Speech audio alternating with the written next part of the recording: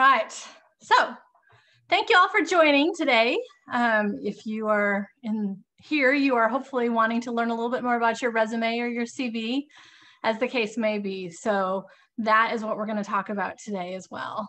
I'm going to give you just a little bit of background information. We're going to go through some steps, and then I'm going to tell you a whole bunch of different things about resumes and CVs and what to put on them and what not to put on them. And those of you who did submit resumes or CVs in advance, I have emailed those back to you, so feel free to follow along. No guarantees that I got everything we're going to talk about today, so you still probably want to pay attention, even though I gave you some feedback. So the other thing I would add is if you do have questions at any point, you can do a couple of different things. If you are comfortable unmuting yourself, again, remember this is being recorded, then feel free to do that. You can just unmute yourself, jump in at any point, that's fine. Or if you'd prefer to just throw something in the chat, you can do that as well. And I will try to answer them as we're going along, but certainly I will be able to answer those if I happen to miss one of the questions that you pose at the end once we're through everything. So I hope that all sounds good, and we will go ahead and get started. So generally, you're probably here figuring out, like, why am I here? What do I need a resume for? And so forth. So I want to talk a little bit about the preparation that goes into putting together a resume or a CV. Either way, I'm going to use those terms interchangeably. Also, what the effective elements are. So if you want to have a good document, what things you need to keep in mind. Resources and services of my office, of course, and then next steps for you all moving forward from here. So in the recruiting process, and it really doesn't matter what type of an event you're going to, what type of an end goal you have, if you want to work in government, if you want to work in industry, if you want to work in academia, the resume is, as you can see from this timeline, still pretty early in the process. Ultimately, the only goal of that resume is to get you sort of moved through to the interview stage. So the interview is really where it's most important. Thus, you want to be sure that you're communicating the main message that you're trying to get across. And that's going to vary a little bit based on the type of employer that you're interested in or the type of area that you want to go into. But in general, you want to think about that before you even put together your resume. Now, obviously, most of us just throw everything on our resume right at the beginning, and that's pretty common. But the more you can think of in advance of why you're putting together what you're putting together and why, the more effective your resume is going to be as well. You also want to be sure that you're focusing on the accomplishments that you have, the outcomes, and you'll hear me talking about this a lot today. But if you're not focusing on sort of the so what did I do, what did I accomplish and achieve, it doesn't matter how much information or how many words you have on your CV, because that's what employers are really interested in. You do also need to personalize and differentiate your resume or your CV. And that means from another person, but it also means for the type of position that you're applying for. So every once in a while, I'll have a student who's still kind of waffling between whether they're going academia or whether maybe they're going into industry. Those two documents are going to look very different. So every single piece needs to be personalized and differentiated.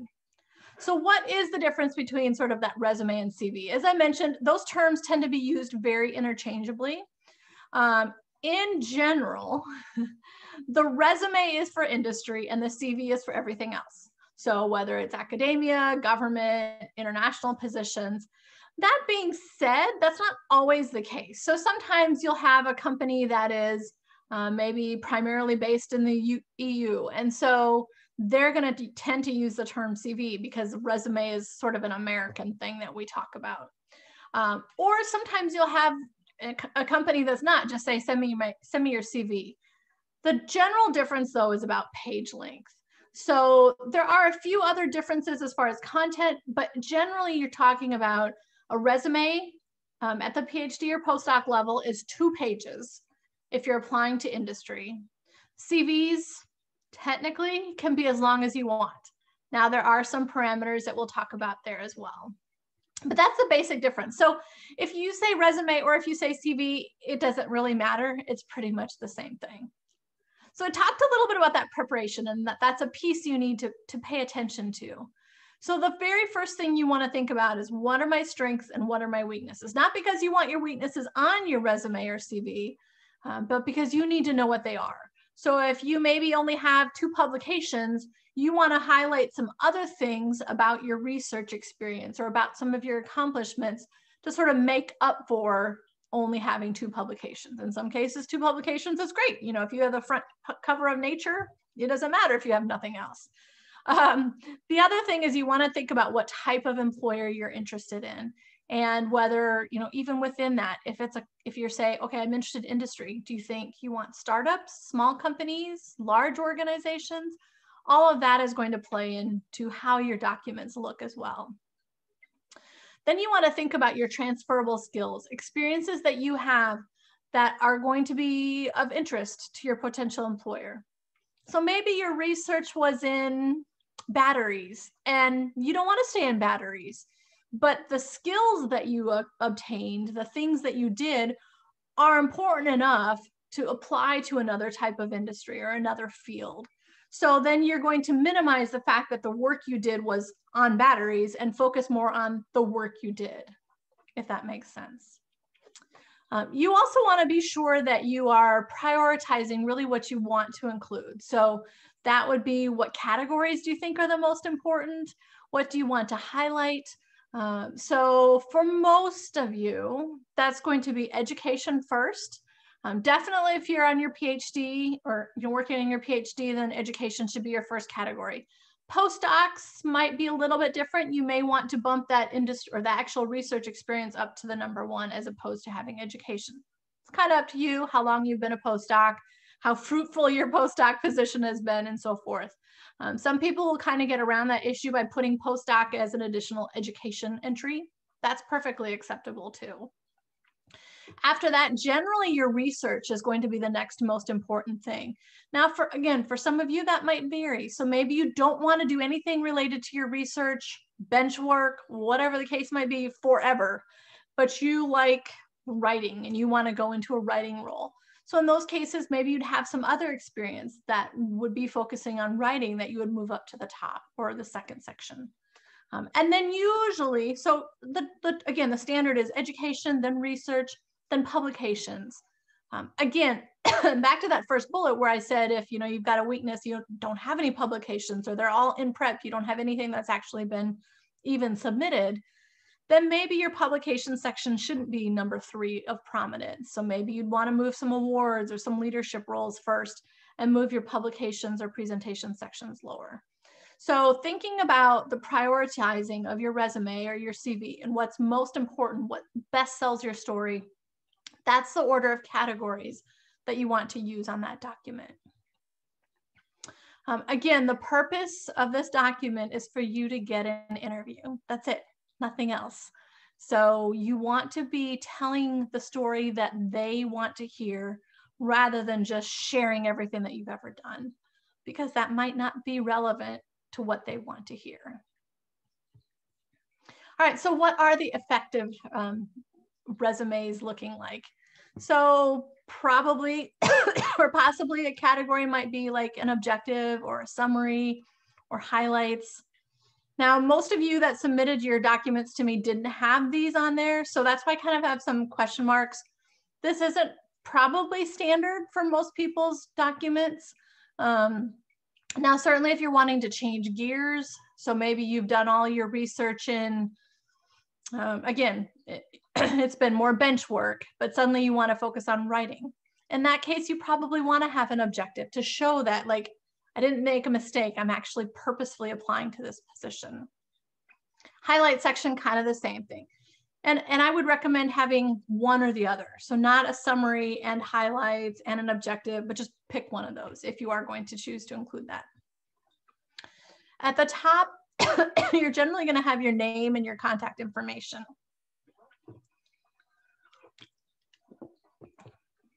That should be your personal information. So don't include work information. If any of your PIs or your advisors showed you their documents, they probably have their work information on there. A job search is a little bit different than applying for a grant. So if you are applying for a grant or a fellowship, then your work is what you're highlighting. So in those cases, you should have your work address on there because it's what you're doing is tied to what your job is. But when you're applying for a job, that is for your personal like benefit. And so that should only be your personal address. All right, education section is another category, and that should always be like every category in reverse chronological order. So that again would mean if you do choose to include your postdoc in this section, your postdoc first, your education first, and so forth. And I see your question about objective, and I will get there in just a minute. Your research experience is probably then the next section, like I said, for most of you, but experience in general should probably be your next category. So if you are applying to a PUI because you want to primarily be teaching, then maybe your teaching section is higher than your research section and so forth. Publications is another category that you're typically going to include, sometimes presentations. You want to make sure that you're highlighting your name somehow. Most people do that with bolding, just so that it sticks out, especially if you have a bunch of first authorships. Like I said, presentations, same thing. You might want to include leadership and activities, and that's, again, going to depend on what you're selling to your potential employer. I mentioned that teaching experience already. Some of you might also have even some industry experience. So maybe you've worked before you came to school, and if you're applying in industry, that's going to be really important to that potential employer. So that might be a higher category. Honors and awards. And then sometimes people will include a skills section. Now, personally, I think skills fit a lot better if you can actually integrate them into the experience itself. But if you can't, you know, sometimes you just have so many different pieces of instruments that you've worked with. It's hard to integrate those into bullets. So you can just put those on as sort of an other skills. And then other information kind of depends on you. And we'll talk about all of these categories in more detail. Ultimately, though, again, as I mentioned earlier, you want to really focus on the accomplishments, the outcomes, not just a job description. All right, so let's talk about some general formatting. And then, like I said, I'll come back to breaking down each of these categories. So some things to keep in mind, just no matter what type of an employer you're applying to, no matter whether you're doing a CV or a resume, all of that's going to be basically the same formatting rules.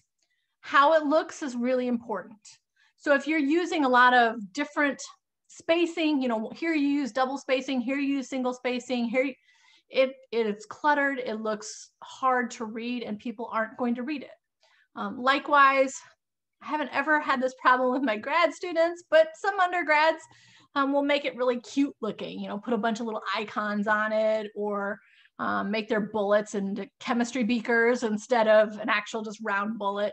So things like that, you want it to look professional and clean. As I mentioned, lengthwise, 2 pages for industry, technically as long as you want for everybody else, but generally only the first 3 pages are going to get read by a human being. So you want to make sure the most powerful sections and information is on those first 3 pages, even if that means putting publications continued or something like that later on in order to fit the most impactful things on the first 3 pages. So you can go as long as you want, but keep in mind that humans get tired of reading after a while.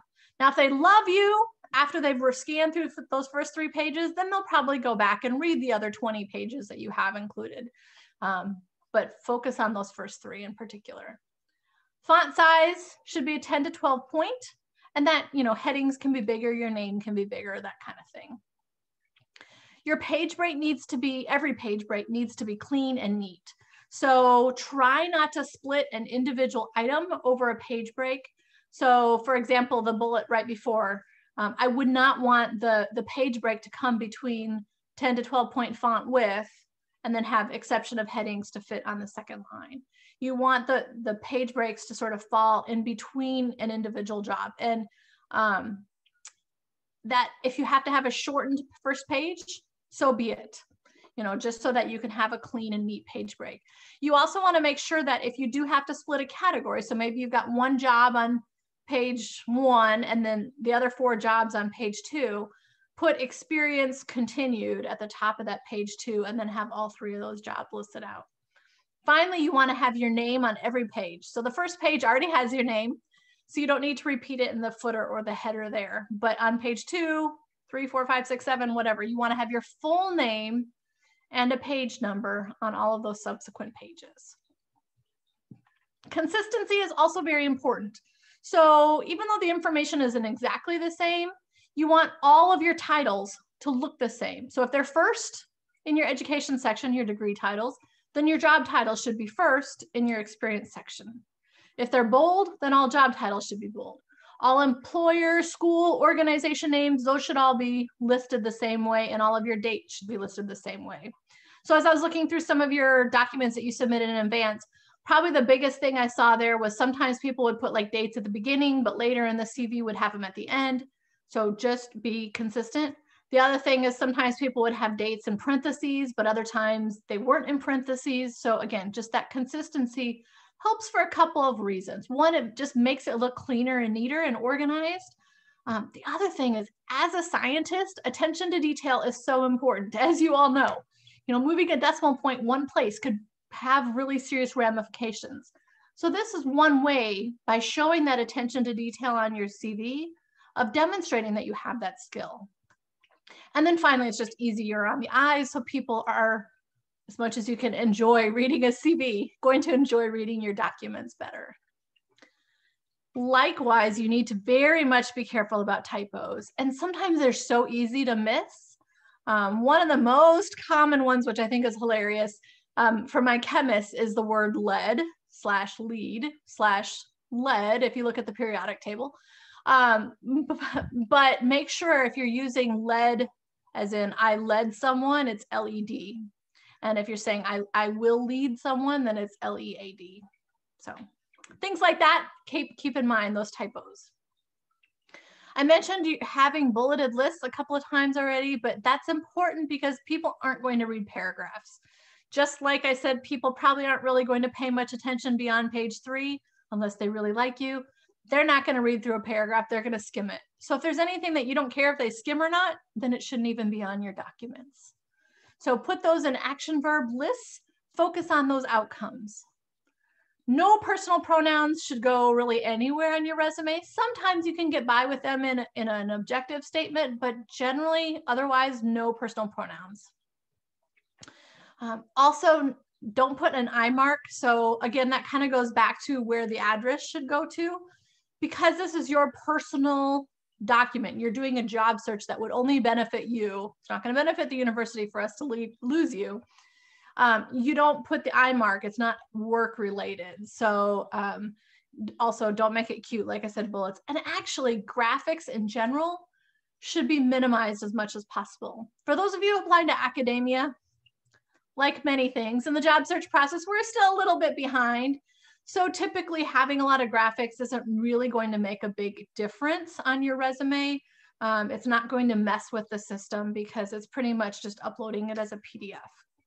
In industry and in government and other places like that, though, they actually run it through an applicant tracking system. So a lot of times we refer to that as ATS. Those applicant tracking systems don't know how to read resumes super well. And so if you have a lot of graphics, whether it's lines or italics or pictures, it messes it all up and it actually shows as gobbledygook on your resume. So it's better not to include or to minimize those things as much as possible. So bolding usually is okay. Italics sometimes. Lines, as long as they're, minimal. So like maybe at the top of your resume, maybe a few in between categories, but don't put a bunch of lines. Don't put a bunch of little cute pictures to show, oh, this one's my phone number. Obviously, we know that. So keeping those graphics minimized. All right, so let's get into the resume itself or the CV itself. And let me walk you through each section, all the different information and so forth. So what goes at the top? First of all, again, your name, your personal contact information. So that should be personal, not work. And how much you include is up to you. But at minimum, you need to have an email address and a phone number. If you want to include a full mailing address, that's fine, kind of up to you. A lot of people will include like an address of, like if your permanent address is in New Jersey and you're applying for jobs in New Jersey, you might want to demonstrate that to them. to be honest, it doesn't really matter as much at the grad level as something like that would matter at the undergrad. If they want you, they're going to relocate you wherever they need you. So that's up to you. Some people will choose to put like a LinkedIn profile. That's fine too, as long as your LinkedIn is error-free. It might include some links and things like that that can show people more information. So that could be helpful to include as well. But what you include is kind of up to you. I did mention that your name needs to be on every single page. And I would say your full name. For most of us, we have, kind of common enough surnames or last names that it might be hard to differentiate. Yes, I would say 90% of the time people are always going to keep this in an electronic format. But if for some reason they don't, they print it off into paper and they drop the paper on the floor, you want it to be easy for them to put your pages back together. Also, sometimes even in our office, we'll download a whole bunch of documents for employers when they're coming to campus, which might include your research statement and your resume and your cover letter. And it's hard to tell sometimes where one student's documents begin and another one's end. So having your name, either header or footer of every single page, whether it's a research statement, whether it's a resume, is really helpful. As far as the title of your document, it's really not necessary. So I did notice some of you had put like resume or CV at the top of your document. Obviously, I know that's what it is, so that's not necessary to include. And then I also mentioned, it's kind of up to you. If you choose to include an objective or a highlight or a summary, highlights and summaries are typically more of, they're longer, but I would still say try to keep them into bullets, because if you've got a big paragraph at the top, people still aren't going to read that. Now that would be different between somebody saying like, what are your research interests? So again, usually that would be a separate document, but if you choose to include it, you can have a few sentences there. With an objective, it should be focused on what you can do for the employer. So an objective like, I'd like to get a job as a research scientist at Dow, probably isn't appropriate because you're talking about what you want. So instead, I would say to utilize my, I don't know, such and such instrument skill at such and such, using it in this way to become an analytical chemist at Dow. So focusing more on what you're doing for them or trying to help them, as opposed to what you're looking for. So I hope that helps explain that just a little bit more. All right, so let's talk about your education experience quickly. Always, with U of I, it's a great program. It's a very strong program. So if those of you who are working on your PhDs, I would definitely include your education at the top. And even if you're not, even if you're a postdoc and you did, a degree somewhere else, that's totally fine too. If you've worked for quite a while, you might want to still put your work experience ahead of your education. That's something we can certainly talk about on an individual basis. You want to include both your grad degrees and your undergrad degrees. Demonstrate what your actual major was. So don't just assume that we know. Don't just put PhD, for example, at the University of Illinois. PhD in chemistry. Likewise, same thing with undergrad. If you have been here maybe just 2 or 3 years, you're not going to know what your anticipated graduation date is, so that's fine. You can say 2020 to present. But if you're within a year or so and you've kind of had that conversation with the PI already, then I would definitely put expected August 2020 or summer 2020 or whatever the case might be. Well, I guess that would be in the past, summer 2021. And yes, employers do care about your GPA. I know a lot of times you hear from faculty members that they never care about your grad GPAs. Many do. So I would recommend, if you have above a 3.5, 3.6 in grad school, to put it on your resume. If you don't, just leave it off. But I would also then probably leave off your undergrad GPA just so it doesn't look strange. And then undergrad GPA is typically sort of around the same thing. We tell our undergrad students as long as they have above a 3.0, but I'm sure you all do since you are here. So if you put one on, I would put both on. And then related skills that might be applicable if it makes sense here. So for example, people will put in that they are looking at a thesis statement or something. So that's going to demonstrate some skills. You could put that under your education if it makes sense there. Certifications could be another category, or you could just stick it under your education. I'll show you an example in just a minute. So we have a couple of different certificates here on our campus. So sometimes our grad students will work on a certificate in teaching through CITL, or they might work on a business and entrepreneurship certificate or something like that. So that could also go in that education section. So here's just a basic example. Like I said, you've got your current degree first, then there's that certificate in business with the dates, and then your undergraduate degree. List GPAs if they're strong. It doesn't have to look like this, but this is just sort of an example to demonstrate that everything is consistent throughout and how that would look like. So if you want to put your degrees first and then do a comma and then do your, totally up to you. All right, experience is the next section, and this can take on a lot of different forms. Sometimes you're going to put all three, whether you have industry, or maybe you did an internship even when you're an undergrad, teaching experience, research experience, you might integrate it all and just call it experience. Kind of depends on the industry or the employer that you're applying to though. If you are applying to industry and you have industry experience, you might want to highlight that, pull that out, because most grad students don't.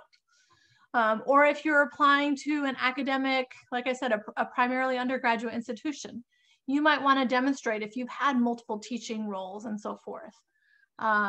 Otherwise, you know, you might want to just say, you know, I'm just going to combine everything in and put it in reverse chronological order. Kind of up to you.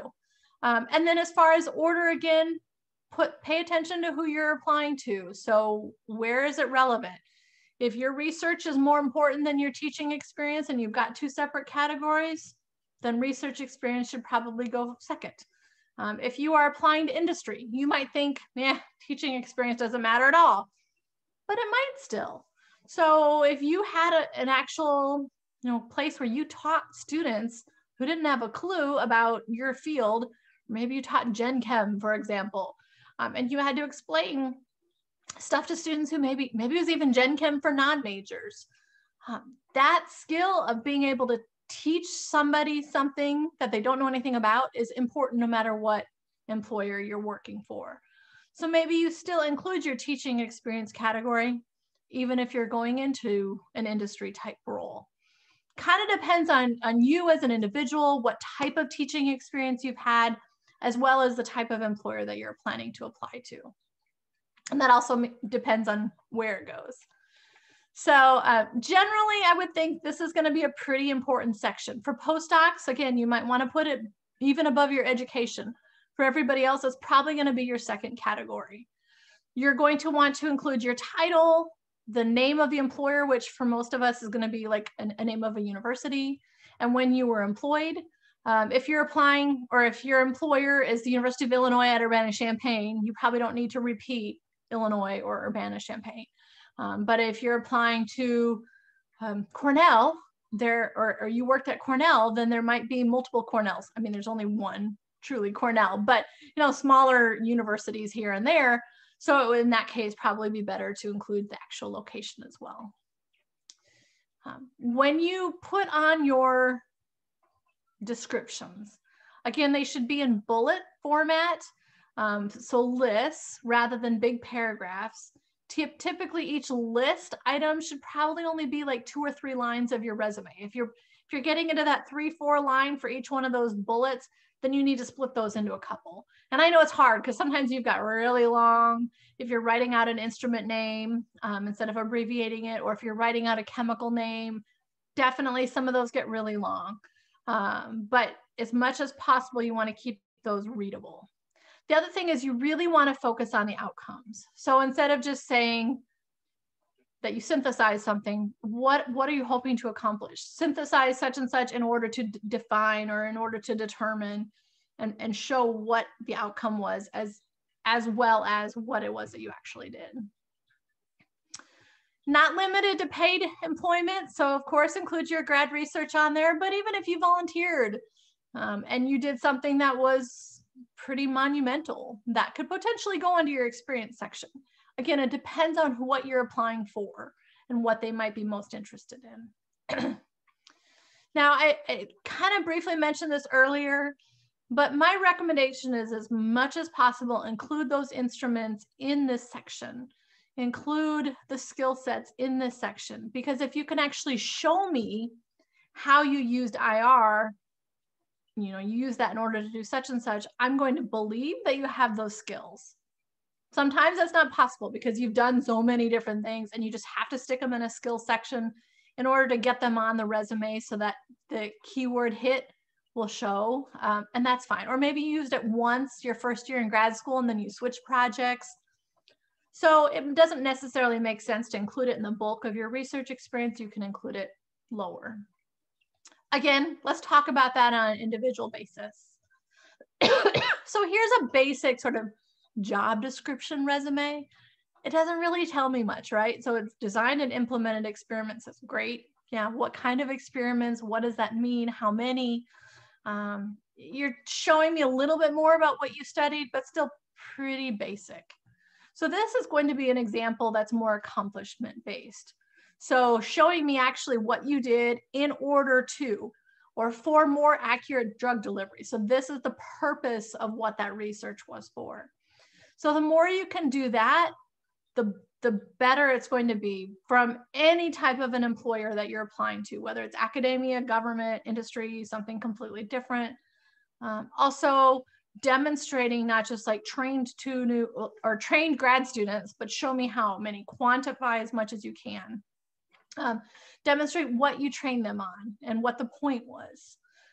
So anything like that that you can focus on accomplishment base is going to be a lot stronger of a resume or CV. Questions about experience before I move on to the next section? That's kind of a big one. Okay. So here is an ugly resume. It's got a lot of things wrong with it. And so I would love to hear from you all a little bit. If you want to, again, maybe throw some things in the chat that you're seeing based on the things that I've just talked about.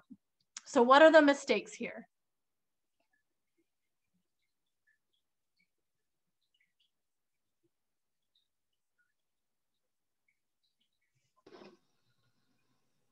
None, it looks great. Different fonts, yes. Format is not aligned. It's a paragraph. Nobody wants to read that. What else about that paragraph do you see?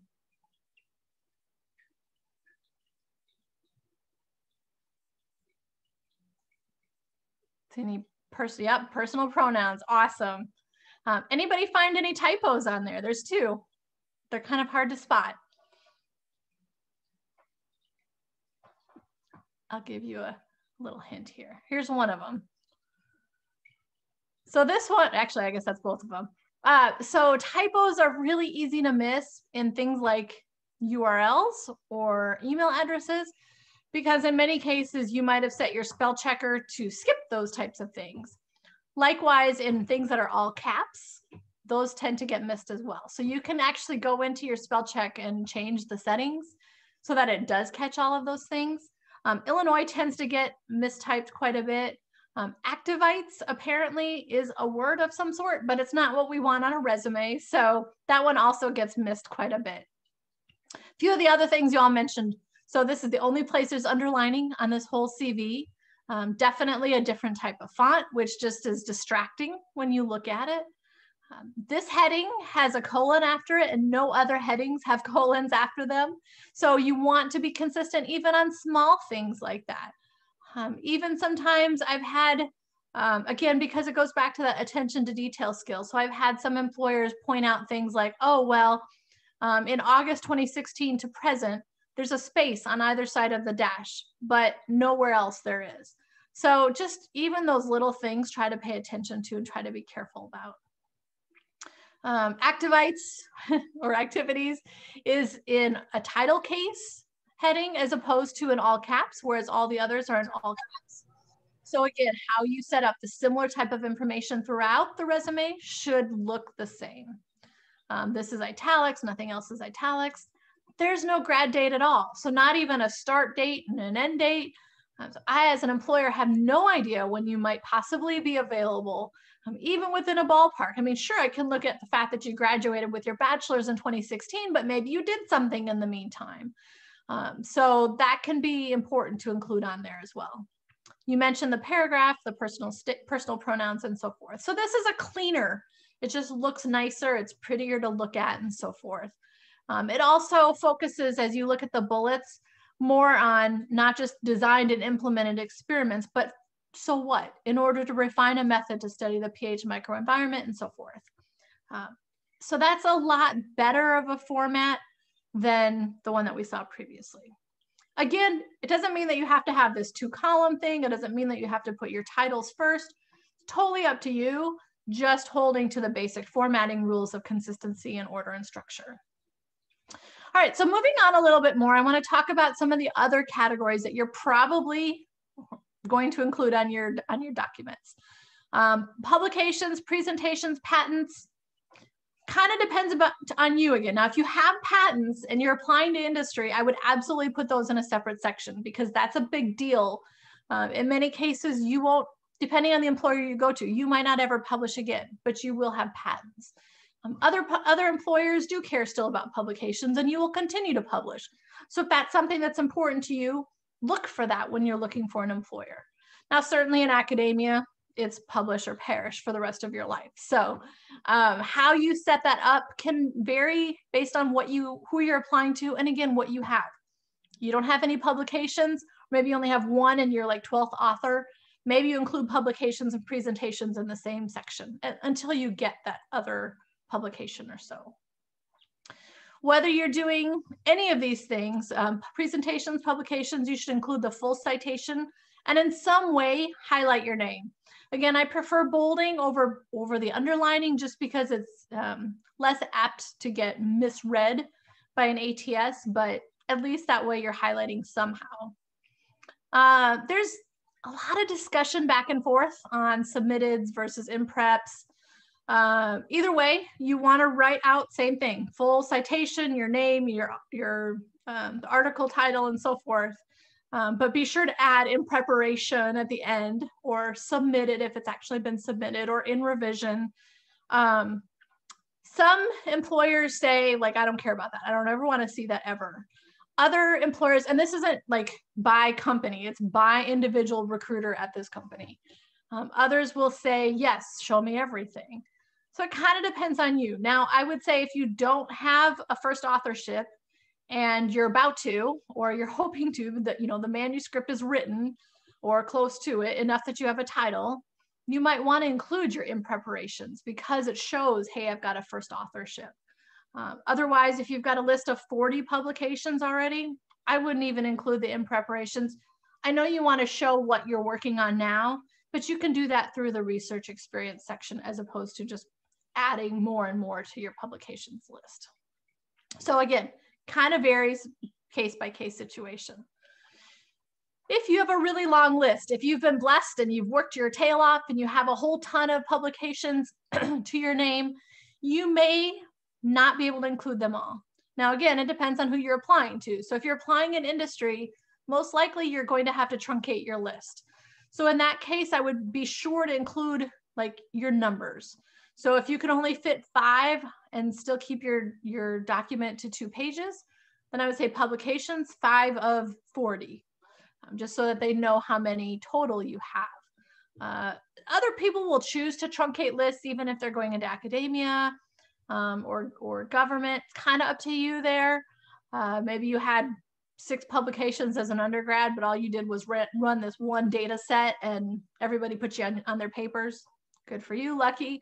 But if that's the case, then maybe you don't choose to include those anyway. So it's, again, kind of case by case basis, but if you do choose to truncate, make sure you show how many total you have. And then that skills section, I've talked about a couple of times.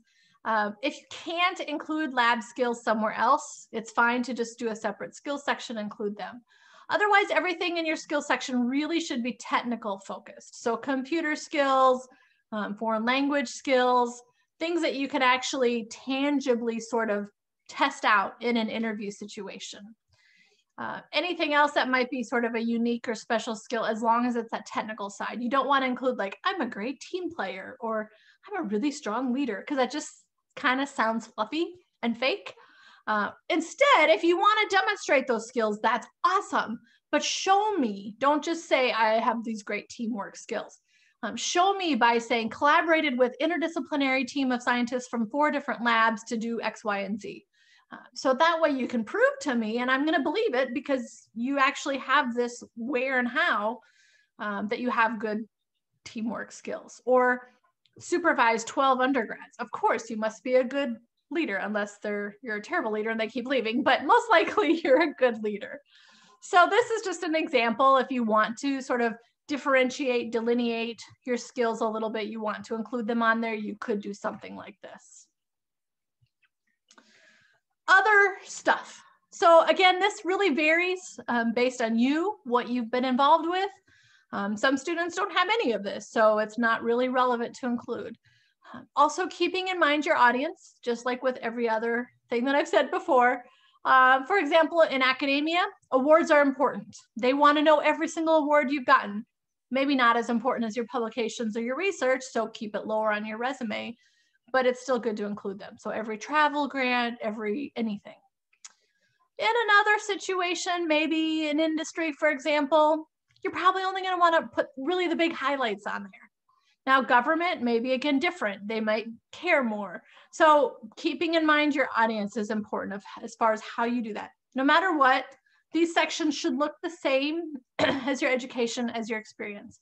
So for example, if you've got an organization you've been involved with, an activity, a leadership role, maybe you're a treasurer of WCC. So if you've listed your degree titles first, treasurer is going to be listed first. If those were bold, that should be bold. Maybe you did a comma and then the name of your university. So comma, write out YCC or WCC. Don't just say WCC, actually write out what it stands for. Comma, your dates, whatever, just so that they all look the same. The sections within your resume should be, again, in order of relevance, importance, both to you and also to the potential employer, but they should be within reverse chronological order within each section. Finally, I think it's a good question to kind of go back to that very preparation slide that I talked about at the beginning. You know, what is your story? What are you trying to sell? What are your strengths that make you special and unique? Sure, you're a grad student like every other grad student, but what makes you different? What do you have that stands out for you? And that's how you want to put together your resume. Again, keeping in mind your audience. So that's the basic stuff, the basic overview. Here's just some general things that my office is available to help you with. Whether you are actually working on a chemistry degree or a chemistry degree, or if you're just in one of our labs from another degree, you are more than welcome to take advantage of any of our services. Once in a while, we do run into a postdoc or a student who's in one of our labs, but isn't able to use the Handshake at Illinois system to schedule an appointment. If that happens to you, just shoot me an email and I can get the little flag added onto your account in order to allow you to do that. But for now, I'd love to entertain any questions that you all have, if there's something I can answer for you or that I did not cover. So again, feel free to either unmute yourselves or throw that into the chat, and I'm happy to answer that.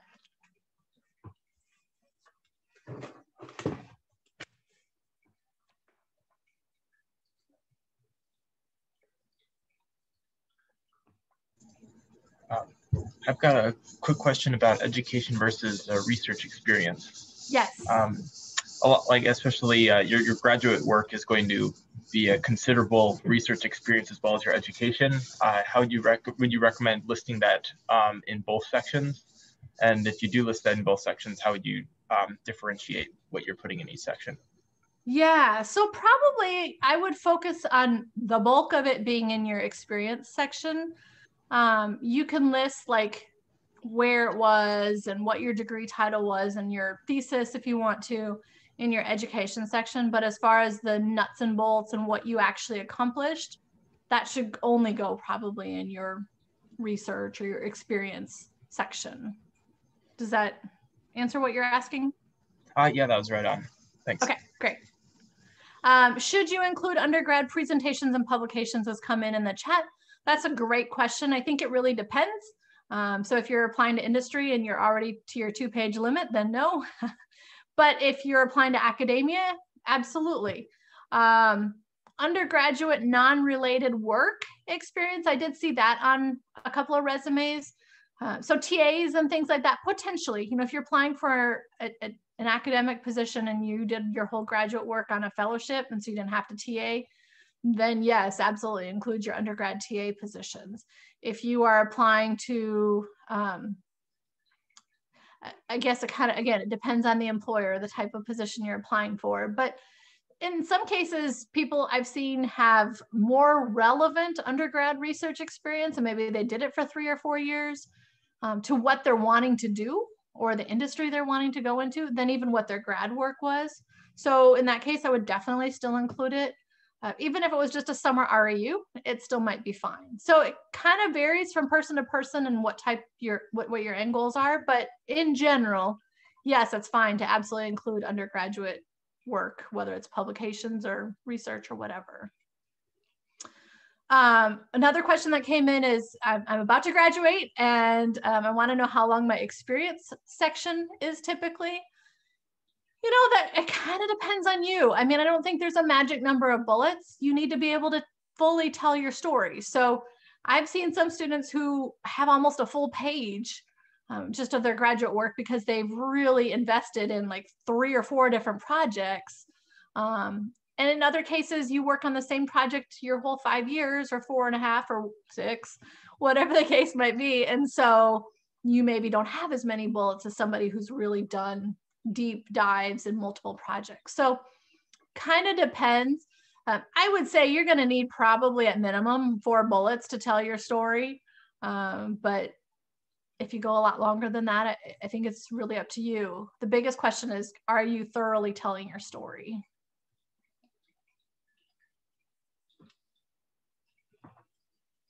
All right, any other questions?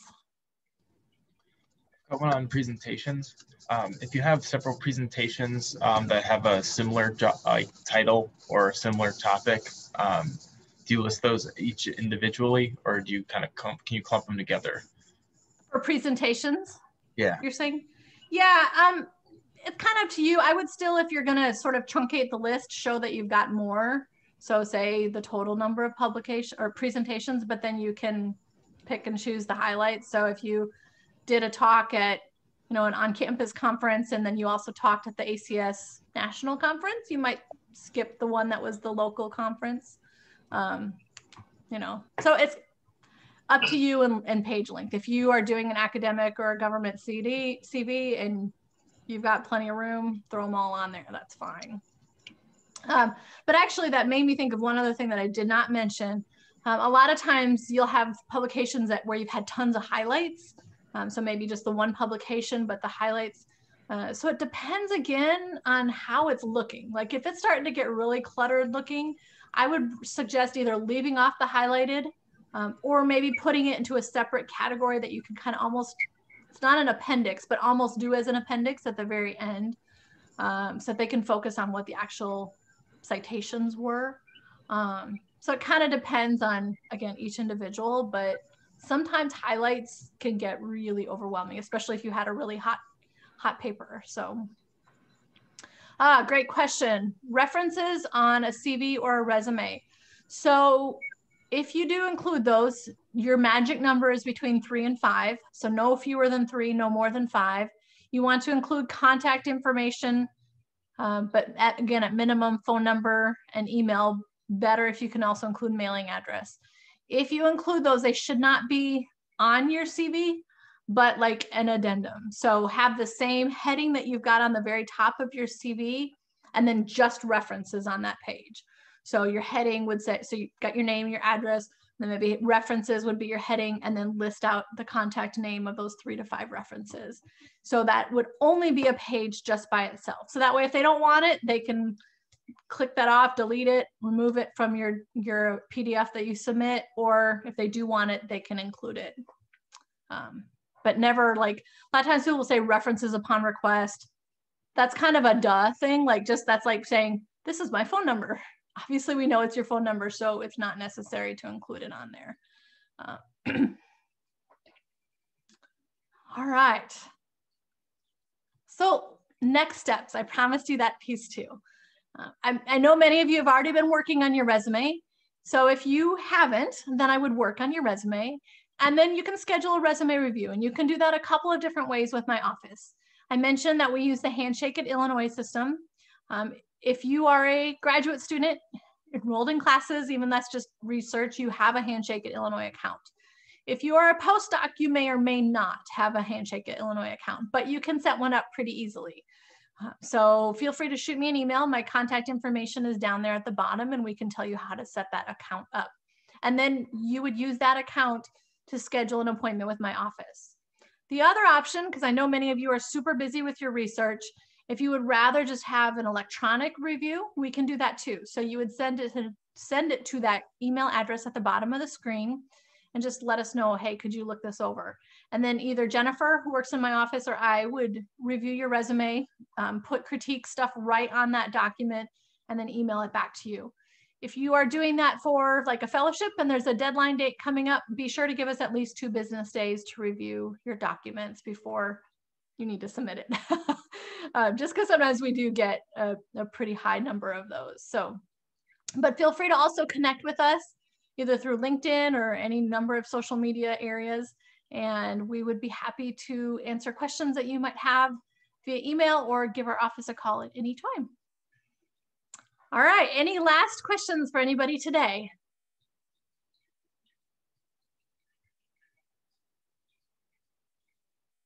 Okay, well, seeing none, thank you for joining us today. And like I said, feel free to schedule an appointment to have your resume reviewed or shoot it to us via email. And we are more than happy to help you, whether you are a first-year student or a third-year postdoc ready to go out into the big bad world, or anywhere in between. We're here to help. So just let us know how we can do that. Have a great day, everybody. Thank you, Patricia. Thank you. Have a good day. Bye-bye.